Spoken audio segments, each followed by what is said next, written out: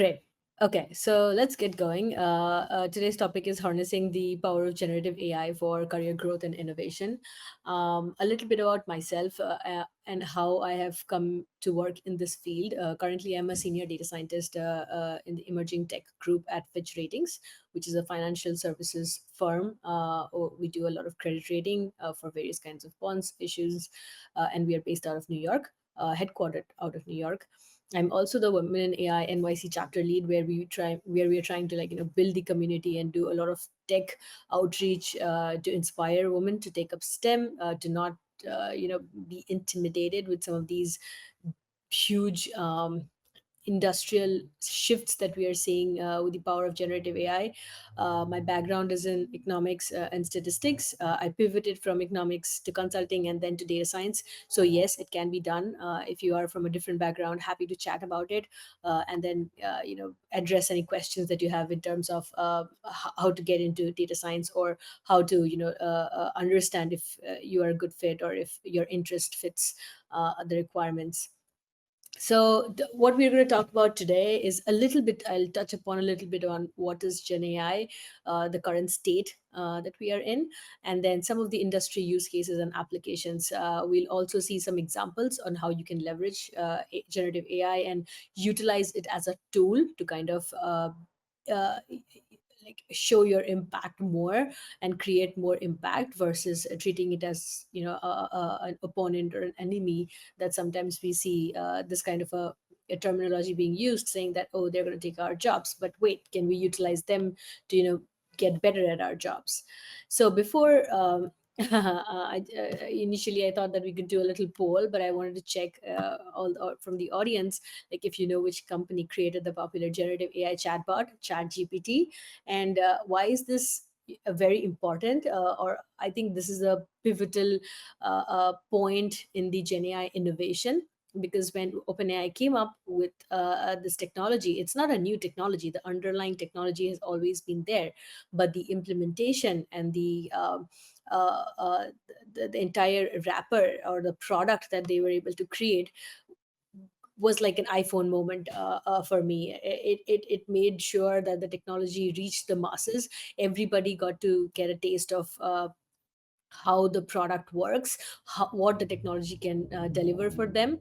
And that is the power of generative AI. Generative AI is a subfield under artificial intelligence, where you see here that it acts, all of the AI use cases you would see or read about, acts on data following some preset rules. We also have machine learning, where we see that machine learning learns from like the data patterns, and then tries to act or predict something based on historical data. But what is new with generative AI is that it can create new data, and that has been game changing in some of the applications and use cases that we are able to solve now with this technique. Just a quick highlight, this chart may seem too much, but this just shows the boom of AI models that we have seen pre 2020. It's been like a massive amount of growth. Some of the biggest companies driving this growth is Google, of course, OpenAI. There's Meta and Facebook doing a lot of good open source models that they're releasing, and as well as Anthropic and Amazon as well. So if you're ever interested in learning about some of these different variations of model that has come before ChatGPT, or the state of the art model that we have right now, this is a great way to explore individually each of these models and see how we have iteratively made better models by either increasing data size or increasing parameter size. I wanted to address one quick study that recently came out in the Economist. It talks about like why don't women use artificial intelligence even when they are in the same jobs, and the study highlighted a trend that women are almost 20% less likely to use AI tools than men, even when they're in same jobs. And there are a couple of reasons here, right? Like sometimes we feel that oh, I'm not 100% sure of how these technology works, so maybe I'll keep learning, and when I'm at 100%, only then I'll apply it. But that's not how it works. It's more, hands-on learning. You keep trying, you keep testing, you keep failing, and then you kind of get to that position where you're more comfortable with something. So I think we, as practitioners, women in tech, women in data science practitioners, needs to take this up to ourselves, to make sure we are leveraging the technology as much as we can in different aspects of our life. And we'll see some examples in the later part of the slides. In terms of dollar value, I also wanted to address this fact that this is not a fad, or like a passing technology or a hype.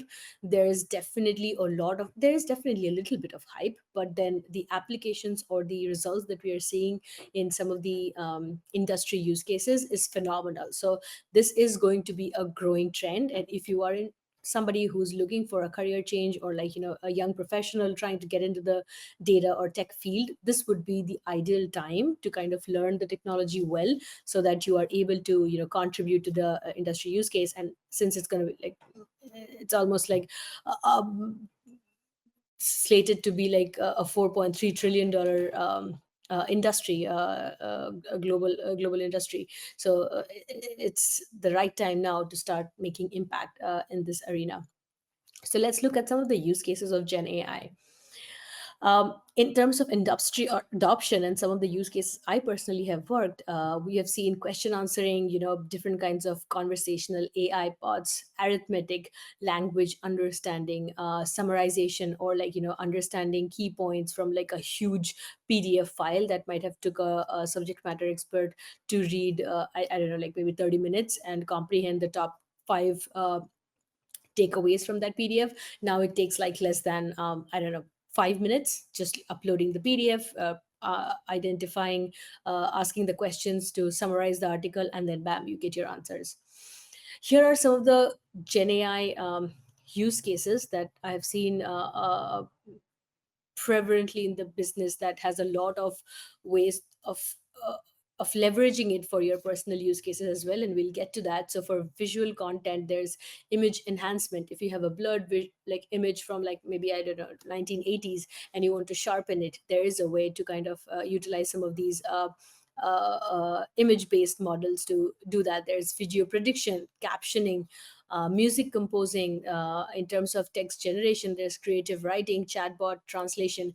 And you would see, if you look at the industry trend on the number of startups that have come up post the release of ChatGPT type models, like generation type models, it has exponentially shot up, because now you have the technology. It's open. Some of it is open source, like Llama models from Meta. So it's up to you or the users to kind of identify what I can do, or how I can leverage this tool to solve a problem, whether be it like your career or your productivity growth challenges, your business challenges, or any use case. So your creativity would be your ceiling. And there's like n number of ways that we can leverage the tool. So let's talk about a couple of areas where Gen AI can be used for personal growth and career improvements. I personally have utilized a lot of these for myself, in terms of being very oriented in what I'm learning next, because in this field you have to continuously keep learning. There's new models, new techniques coming out every day, and if you're not keeping up, it kind of gets hard to be on top of the game and implement some of these techniques at work. So skill enhancement is a big arena. Personalized learning paths, interactive coding tutorials, as well as language learning assistance. What that means is, and we'll see an example going forward, is that if you're new to Python and you're trying to learn Python, there's like a code block which you are like going back and forth and still trying to figure out what it exactly do and how it exactly is functioning. Utilizing generative AI tools, you can just paste the code block and ask it to give you a simple explanation, line by line, explaining the code. And that, in that way, you are not wasting your time going back and forth, looking at different websites, trying to see if anybody else has given any explanation for those similar functions or Python codes, syntaxes, and then it gets it gives you a very easy learning experience and reduces the barrier to learn. I think that is the biggest win.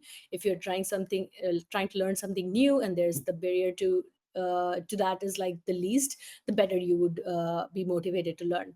Second is productivity boosting. Absolutely, like automating some of the email responses. Like if you are a business or a small business owner, responding to everybody individually for like maybe thank you notes or welcome notes, or even like customizing feedback notes. It's a great productivity boosting if you're a one man shop, or like trying to create good customer experience.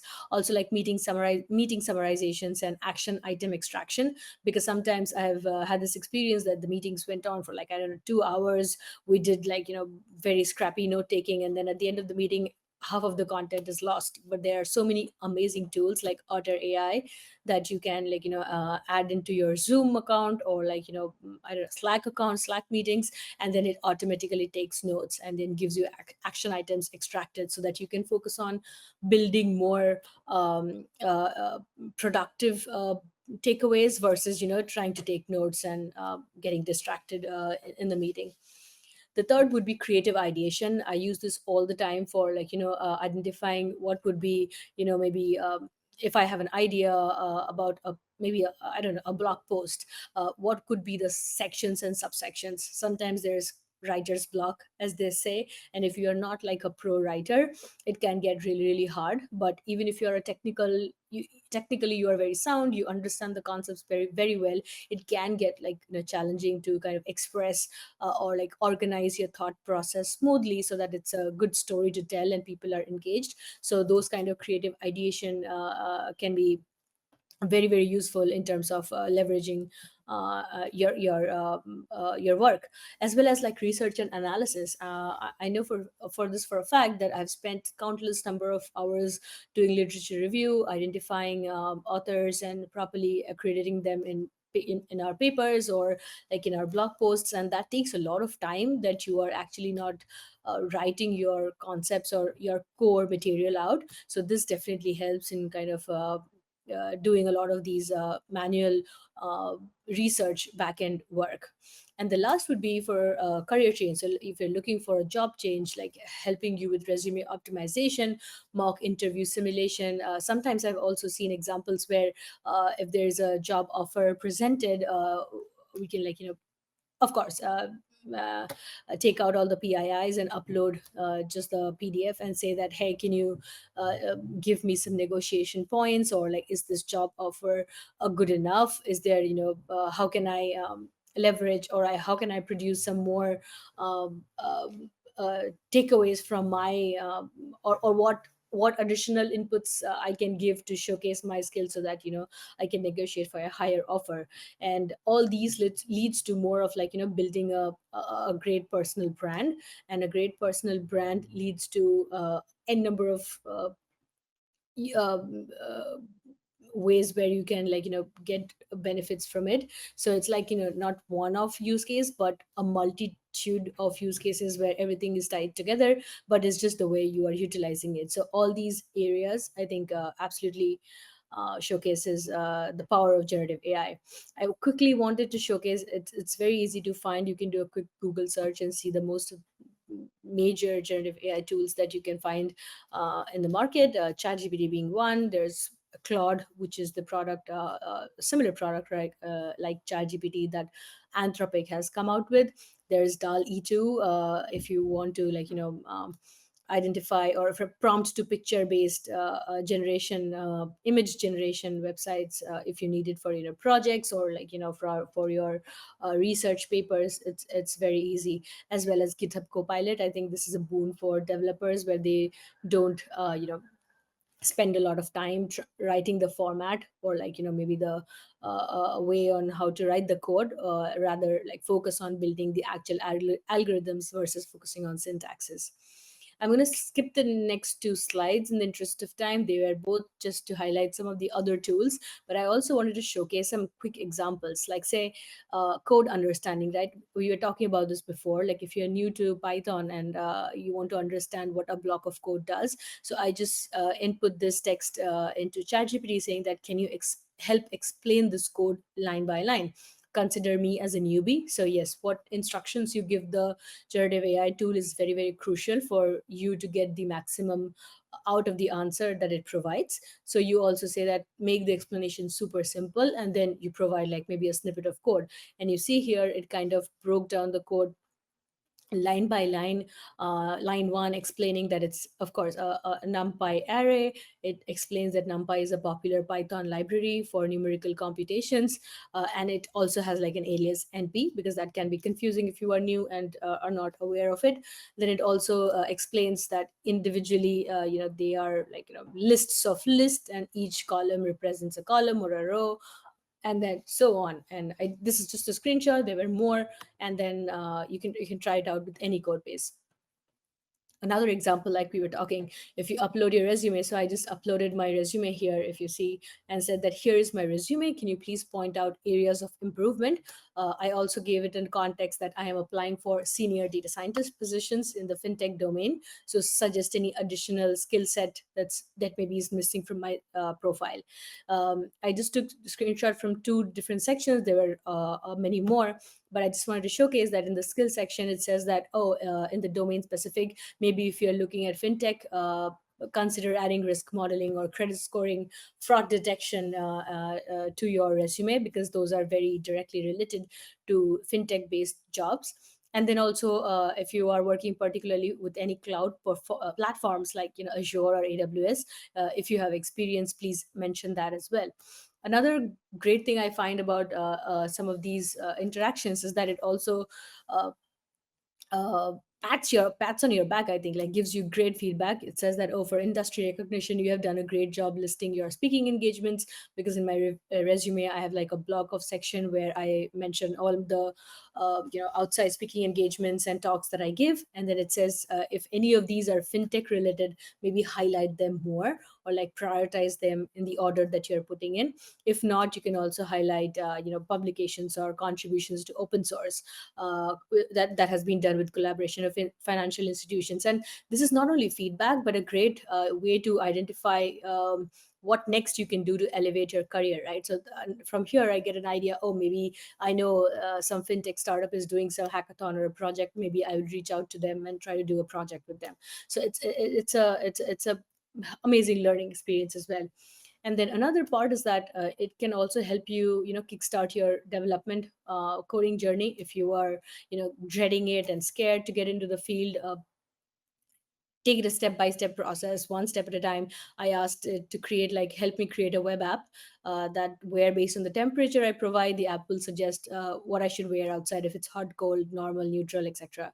And it just started giving me, a basic HTML structure. There were more below where they were talking about, um, explained each line of the code step by step, and also said that you can download this text file, run it in your browser, and then also play around with the app, right? So that you are more confident about it. Again, not a very technical, but then if you want to create maybe healthy meal ideas, whatever, any use case specific you can do with this. One last point to remember, anything that you do, it's amazing, but then always make sure that you are not creating biases or any kind of misleading information. Some of the ethical, with great power comes great responsibility, right? So yep, I'm gonna end there. Thank you very much for the opportunity, and happy to take any questions. Thank you so much for that talk. I'm sure everyone's going to connect with you on LinkedIn for questions. We're actually at time, and thank you so much. And we'll see you in the next session for Elevate. Thank you very much.